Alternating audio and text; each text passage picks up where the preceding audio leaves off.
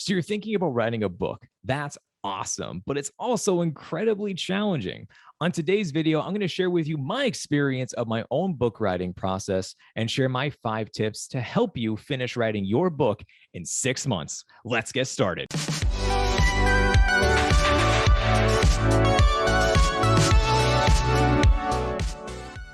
Hey folks, and welcome on into the nerdiest video you're going to see today. My name is Dr. Luke Hobson. I'm a senior instructional designer and program manager at MIT.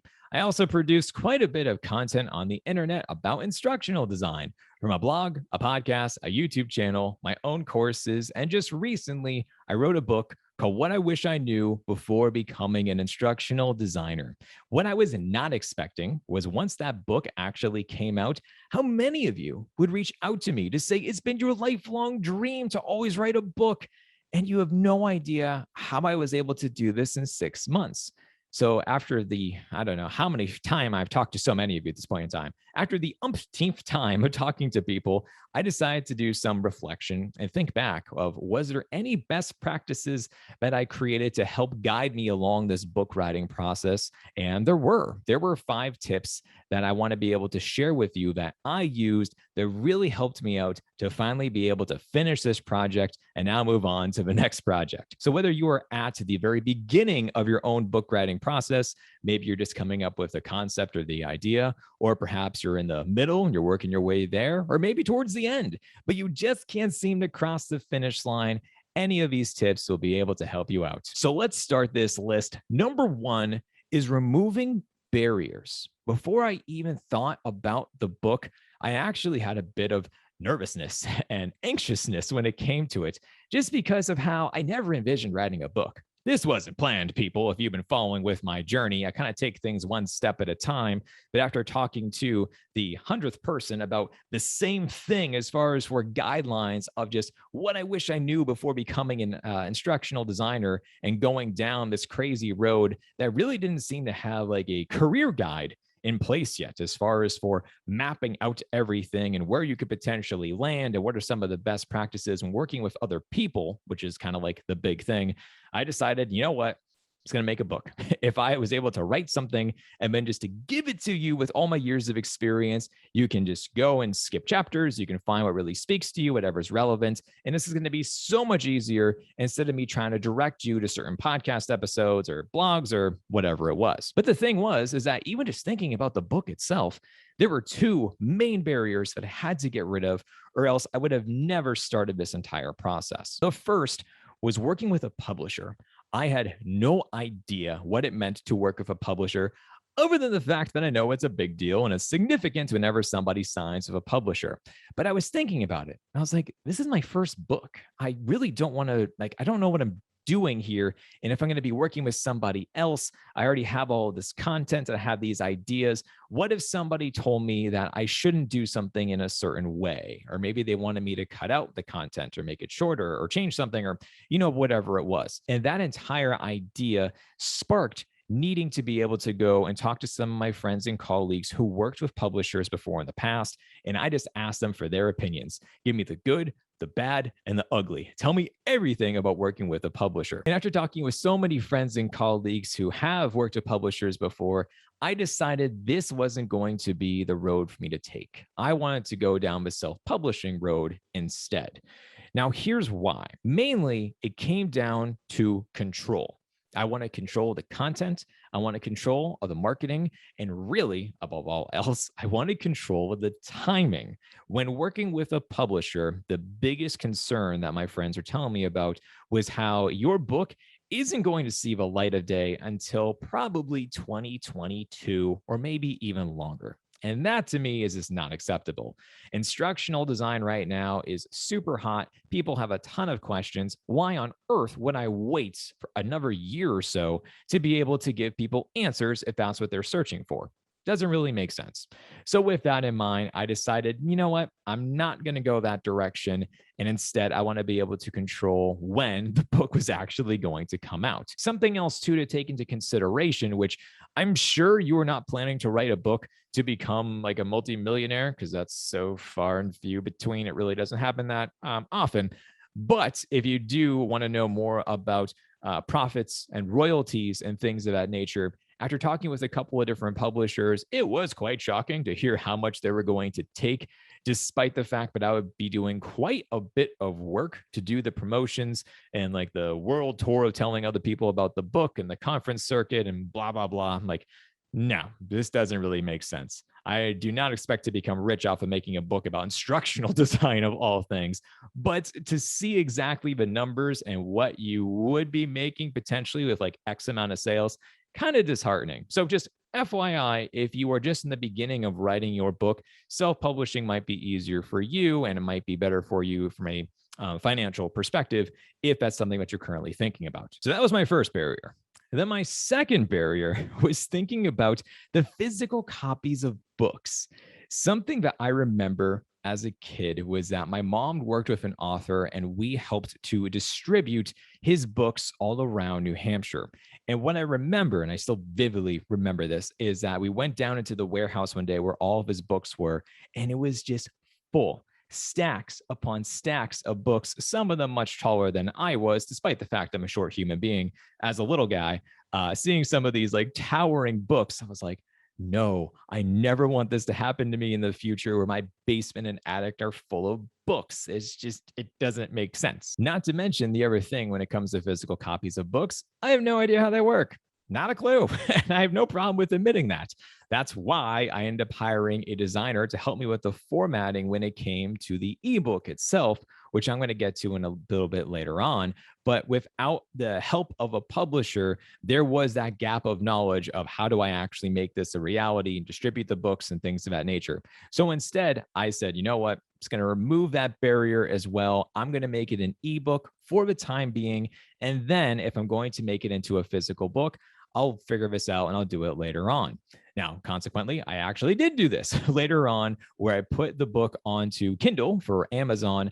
And then through the Kindle publishing services, they have a way for you to take the Kindle version and to flip it into a hardcover, which is what I did. So now when you go to Amazon, you look at the title of the book, that's why I just have a Kindle version and the physical copy of the book, because that is exactly the process that I did. And honestly, it was pretty straightforward and simple. There was a step-by-step guide of how to do this, something that I really wish I knew about beforehand. But once again, I know myself and I knew overthinking about the physical copies of books was not going to be in my best interest. So hence, I'm just going to make it an ebook. Once again, have control. I'm going to put it on Squarespace and that's it. I'm going to call it a day and be done with it and move on. So my takeaway for you, do some self-reflection and figure out what exactly is causing you some fear when it comes to trying to be able to start this entire book writing process, or perhaps you're in the middle of it and you're facing some obstacles and challenges.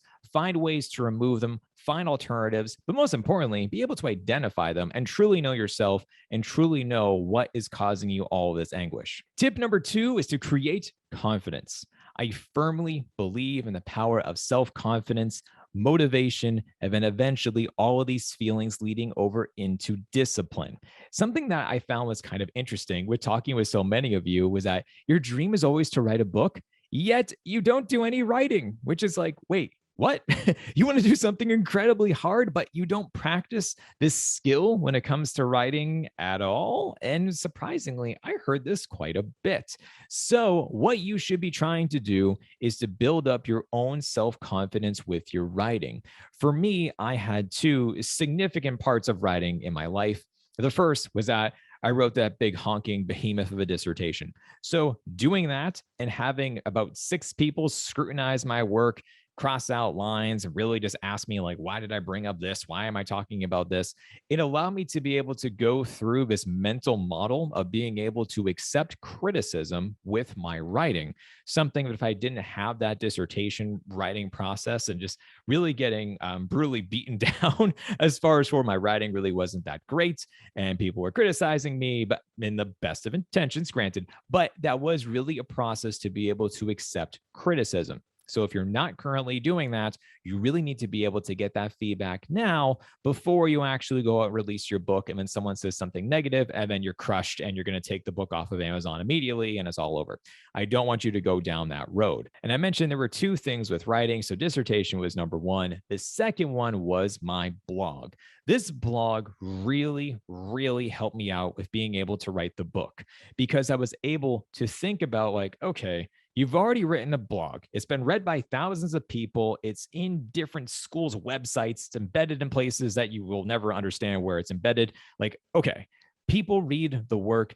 You know that they like it to some degree. So this type of idea of writing more about instructional design made sense, because I had the self-confidence that was already in place from all of these people reading the blog post and reaching out via email and Twitter, LinkedIn, Facebook, and so on and so forth.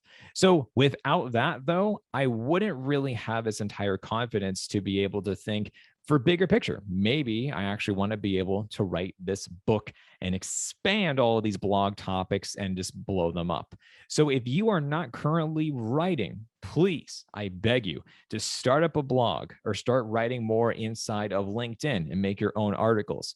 If it's something that's not academic, then write on something like Reddit or other different types of websites. Or if you're writing something else like fiction, for instance, find out where the communities are gathering for your topics and then be able to start floating things by them. Ask for feedback. Learn to be able to accept criticism of your work. It's very tough to do, but once you are able to master that skill, it's going to make this book writing process so much smoother for you. I guarantee it. Number 3 is to divide and conquer. We live in a world where we talk about trying to be able to see the big picture, and that's a good thing. I actually even just mentioned it like a few seconds ago, which is kind of funny. But the point is that when it comes to the big picture, it's great to be able to do this, except for writing a book. Now, here's why. When you think about the overall big picture, you are thinking about every single piece that's going to go into your book, and that is going to be terrifying and make you overthink. I am not an overthinker. I have this amazing ability where if I want to be able to shut off my brain and tell myself just to stop thinking about it, I can do that. However, when it came to the book, there were so many different moving components that I didn't know what to do. And I kept on thinking about it, even though I was nowhere near ready to be able to tackle it. So think about a book from an entire perspective. You're going to have the cover art. You're going to have the formatting. You're going to have a certain amount of pages. You're going to make sure that the content is actually solid in that nature and that the book is going to be well done and people are going to enjoy it. And there's many more things we can talk about, from graphics to references to notes to activities to a million things. But that's the thing. There are so many different components when it comes to writing a book. Also, depending upon what your style is and what you're trying to do, there can be even more than some of the things that I just mentioned. So what really helped me out is that instead of thinking about it from the big picture of this humongous book, I decided to divide up every single section and think about it like a blog post. This once again kind of goes back into my earlier tip about being able to write a blog, because that's what helped me out. Instead of thinking about 18 chapters, I thought about 18 blogs. And then instead of thinking about 18 blogs, I just thought about how there's only going to be a certain amount of paragraphs or a certain amount of pages. And that just made things not so crazy. I was able to break it down, take it one step at a time. And this really helped me to not get stuck instead of thinking about this entire monumental thing. It's like, no, actually, it's just so many pages. It's so many blog posts. You do this all the time. You write a blog a day. Like, this is nothing different.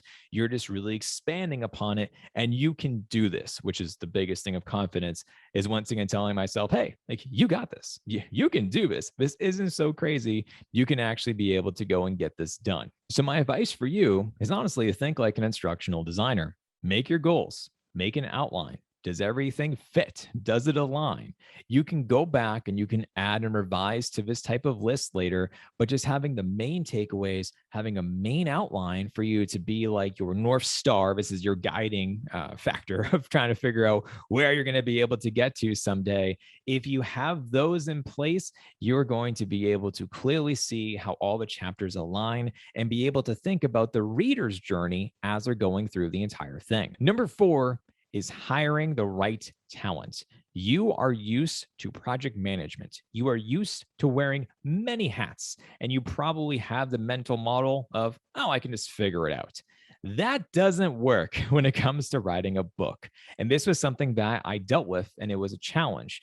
As some of you know, my background is in graphic design. I have a BA in graphic design. I've been doing it for years. I'm a Photoshop wizard. I can figure anything out, and especially now when it comes to YouTube, whether it's using Adobe Premiere or After Effects, whatever it is, I am very comfortable with using Creative Suite.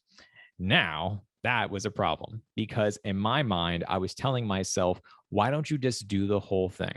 You can make the cover art, you can figure out the formatting and the spacing and everything else for the interior of the book. You don't need help with someone for the layout. Now, that was wrong. And I quickly thought about that and changed my mind because I was trying to be able to figure out how much time am I spending writing this book? And it was quite a bit of time. Yes, it was done in 6 months. However, there was so many hours per day that I worked on this that really are like what happened behind the scenes. So trying to think about, oh, there's this one more thing where now I'm going to have to figure out how to be able to do the cover arts, but also to make it eye popping and catchy. And even just trying to figure out designing things like with the binding and other things like that. I didn't want to figure that out, and neither do you. It just doesn't make sense. Instead, spend a couple $100 and hire the right person to help you with the design of the entire thing. So here's my tip for you for finding the right person. Go to Fiverr and then find somebody to help you with the cover art and everything else when it comes to a physical book or an ebook or Kindle. You can find somebody who some people will actually do all three. Other people have specialty in one thing over the other. And you can see about different rates and packages and whatnot. But there are a number of reviews and ratings that you can be able to read of all the artists' past work. And you can also see a portfolio. And that is how I ended up choosing my designer on Fiverr. Her name was Rika. I'll put her information somewhere on this video just so that way you can be able to go and find her online. And I'll make a link in the show notes somewhere. But she was fantastic. She helped me with everything. She created that type of cover art that I never would have dreamed of. And I told her too, just a couple of things about like, well, here are my colors from the podcast. Here's the colors that I'm thinking about. But overall, I just wanted her to be creative, not really give her any form of restrictions of things, and just said like, just do something that's going to be eye popping, that's going to look great as a book. I trust you. I've seen your past work. I have read all of the reviews from lots and lots of other people. So I'm confident you can do something and knock it out of the park. Sure enough, she did. I love the cover art. And that was one of the biggest things I kept on hearing from other people with looking at the samples of the book where they're like, wow, that looks really well done. And I'm like, yes, because I didn't do it and I hired a professional and it saved me so much time. So I beg of you to do the same thing when it comes to everything with the cover art, formatting, spacing, the interior, and everything else when it comes to your book. I also hired an editor, but to me, I hired the right editor. There's a reason why I said find the right talent. I could have gone with any editor who could have definitely helped me out, but I wanted somebody with editing skills, but also had a background in online learning. And luckily for me, I found that in my friend Jen, and she was able to read everything that I wrote. And she knows me, which is the biggest thing. So she was able to say like, oh, okay, like I know you, your style, your voice, you probably should expand upon this part of chapter 4. You mentioned something in chapter 5 that really just didn't resonate. I don't think it makes sense. You can probably just cut it out. And there were different tips like that, but just helped to make me a better writer, but also help me to be able to click with my target audience, which is going to be entry-level instructional designers and those thinking about transitioning into the field. So she had that background. And there are those different types of editors too, who have a specialty in one area over something else. So let's say that your book is more technical in nature and you're writing a book on cybersecurity. We'll go with that. Well, you can probably find a technical editor who has written something before in some capacity that's related to that field, or has perhaps an engineering background that also has the editing and writing skills capabilities. And maybe it's something that you didn't think about of, wow, I really need to be able to find someone with both of the editing skills, and a very special technical background that isn't so common, but in this certain type of language, I want someone to be able to read it who really has these specialties in mind. So that's the main takeaway, folks. Hire the right talent. You can find them on Fiverr. You can also use Upwork. I personally don't use that. I use Fiverr. You might also be able to find people on LinkedIn within your own network, or to be able to find those different communities to figure out where your target audience lives. And perhaps you'll be able to find somebody through that, whether it's going to be on Facebook or Twitter or for Discord or Reddit or whatever else. And number 5 is to share. Share, share, and share away. I want you to be able to share the book writing experience with those people who potentially will be interested in the book for you, or would just be interested in the entire process overall to see somebody writing a book. Now, I had this idea because I followed another author before, and I was so curious on his mindset of how did he write a book? It had nothing to do with instructional design. It had everything to do with being an entrepreneur, actually. But I was just so curious to follow along with his journey. And something that I found was so awesome was that he would update people within his Facebook groups or on his email list and be able to tell people that, like, hey, I finished chapter 1. Hey, here's a sample of this, or like, this is the outline, or perhaps look at the cover art or whatever it is.